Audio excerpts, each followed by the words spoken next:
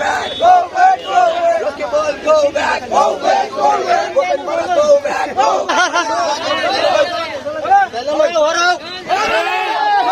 টেঙাগুৰিত ৰকিবুল হুছেইনৰ বিৰুদ্ধে সংখ্যালঘু ৰাইজৰ প্ৰতিবাদী সমদল। মৰিগাঁও জিলাৰ লাহৰীঘাটৰ টেঙাগুৰিত ৰকিবুল হুছেইনৰ বিৰুদ্ধে সংখ্যালঘু ৰাইজৰ প্ৰতিবাদী সমদল।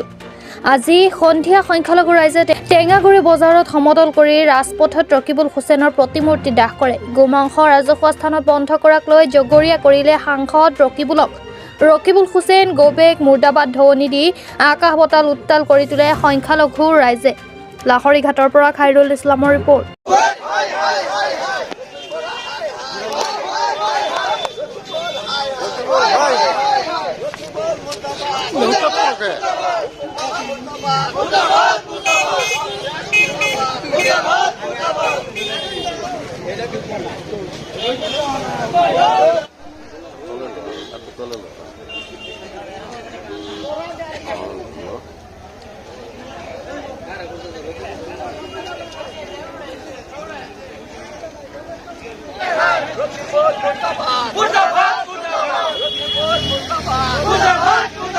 Rocky Ball, hi, hi. Hi, hi, hi, hi. Rocky Ball, hi, hi. Hi, hi, hi, hi. Bhupen Bora, hi, hi. Hi, hi, hi, hi. Rocky Ball, Murdabad. Murdabad, Murdabad. Congress, Murdabad. Murdabad, Murdabad. Rocky Ball, hi, hi. Hi, hi, hi, hi. Rocky Ball, hi, hi.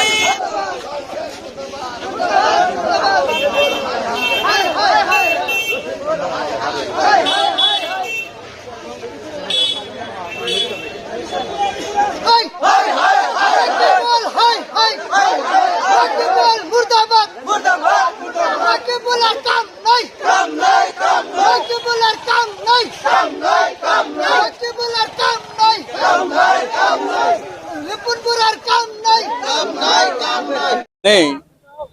যোৱা উপনিৰ্বাচনৰ সময়ত আমাৰ সন্মানীয় ধুবুৰী সমষ্টিৰ সাংসদ ৰকিবুল হুছেইন ডাঙৰীয়াৰ পুত্ৰ তাজিল হুছেইন ডাঙৰীয়া পৰাজিত হোৱাৰ পিছত তেখেতে এটা আমাৰ সংখ্যালঘু আৰু সকলোৰে মাজত এটা ভাতৃত্ব আছিল। সেই ভাতৃত্ববোধটো তেখেতে এটা বক্তব্য ৰাখি আমাৰ সমাজত এটা বিষ খুৱাই দিছে, যিটো গোহ মাংস লৈ যিটো বক্তব্য কৰাৰ পিছত তেখেতে এনেকুৱা কথা কৈছে যে চামগুৰি ৰাইজে এইবাৰ বিজেপিয়ে গো মাংস খুৱাই জিকিছে। এই শব্দটো কোৱাৰ পিছত অসমৰ ৰাইজে এটা প্ৰতিক্ৰিয়া প্ৰকাশ কৰিছে। সেইমতে মাননীয় মুখ্যমন্ত্ৰী মহোদয়ে এটা সিদ্ধান্ত লৈছে। কিন্তু আজি কোনে ক'লে এই কথাটো?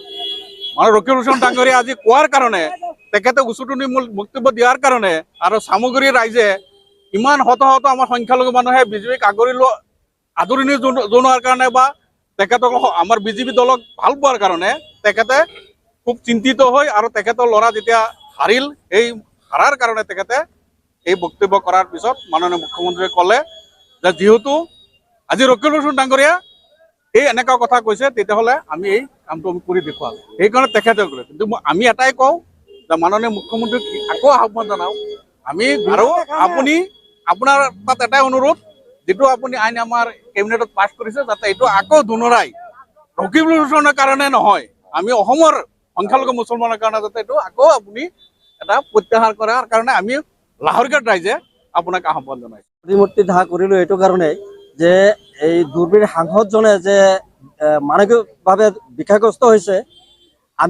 আমি বুজিব পাৰিছোঁ। তেওঁৰ মানে উচতনি মন্তব্য আৰু বিভিন্ন ধৰণৰ মানে কিছুমান কথা কৈ আছে, কৈ আমাৰ সংখ্যালঘুৰ মাজত এটা বেয়া ভাৱ মানে সৃষ্টি কৰিবৰ কাৰণে তেওঁ কৰি আছে।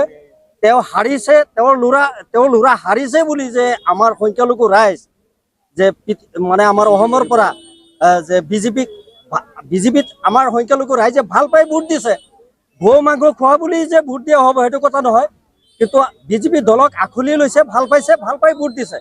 তেওঁ সেইবিলাক উচতনি মন্তব্য যিবিলাক দিছে এইটো একদম নিন্দনীয় কথা, তেওঁ দিব নালাগিছিল। তেখেতক হুঁচিয়াৰ কৰি দিছোঁ, তেখেতে যাতে এনেকুৱা দুনা মন্তব্য যাতে নকৰে তাৰ কাৰণে সকীয়াই দিছোঁ আমি।